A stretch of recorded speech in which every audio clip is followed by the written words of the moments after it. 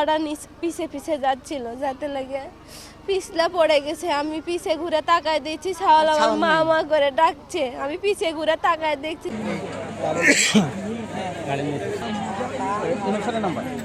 আমি কোয়েল আদর্শ ডিগ্রি কলেজের সহকারী অধ্যাপক। আমার বাসা এখানে।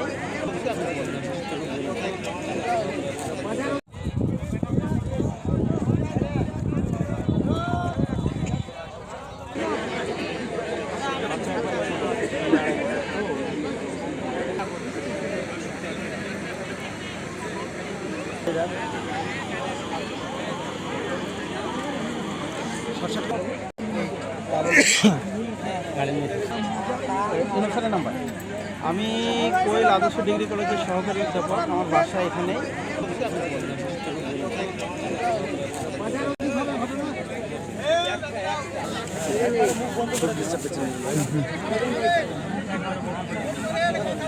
থাকেন ভাই? হ্যাঁ অবশ্যই, মাটিতে তো না পড়ে অবশ্যই।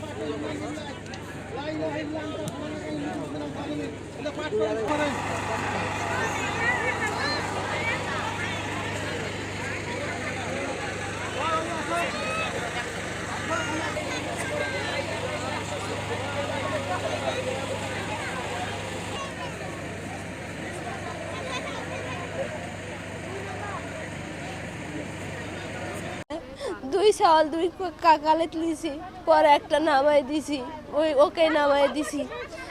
দিয়ে আমি সামনে হেঁটে গেছি, আমার পোলাটা পিছে পিছে যাচ্ছিল, যাতে লাগে পিছলা পড়ে গেছে। আমি পিছে ঘুরে তাকায় দেখছি ছাওয়াল আমার মা মা করে ডাকছে। আমি পিছে ঘুরে তাকায় দেখছি ছাওয়াল নাই, গর্তে থেকে মা মা করে ডাকছে।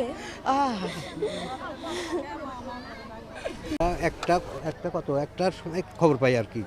তানোর ফায়ার স্টেশন থেকে একটার সময় খবর পাই আমরা জনবল নিয়ে টার্ন-আউট নিয়ে আমরা আসি, এখানে ঘটনাস্থলে আসি। আসার পরে দেখি এই অবস্থা, গভীর একটা নলকূপে একটা ছোটো বাচ্চা পড়ে গেছে, আওয়াজ শোনা যাচ্ছে আর কি, কিন্তু এখনও উদ্ধার কার্যক্রমভাবে শুরু করা যায় নাই। চিকন গর্ত তো লোক ঢোকা যাচ্ছিল না, এই জন্য আমরা মোটামুটি আরও ওই ওসি সাহেবের সাথে কথা বলেছি, টিওনো স্যারের সাথে কথা বলছি। এক্সকাভেটর লাগলে সাইডে হয়তো গর্ত করে তারপরে উদ্ধার করা যাবে। আমরা উদ্ধার কার্য এখনও শুরু করিনি। এখানে একটা এই আপনার এই ট্রলি বালকে নিয়ে আসছিলো, আসে ওই জন্যে পুঁতে গেছে। আর মা আবার আসছিলো সাইলেলিয়া ওটা ট্রলিটা ঠেলে দিতে, দিয়ে আসে দেখে তো একটা ছেলে কুলে নিয়ে যাচ্ছে, ট্রলিটা ওখানে বালকে নামা ফেলে দিছে।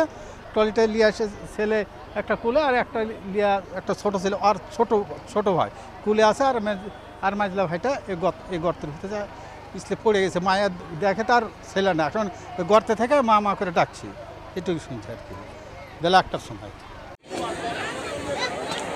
চিন্তা করেন এই বোরিংটা কত নিচে আছে, এটা থাকবে যত একটু লড়বে এত তো চলে যাবে নিচে।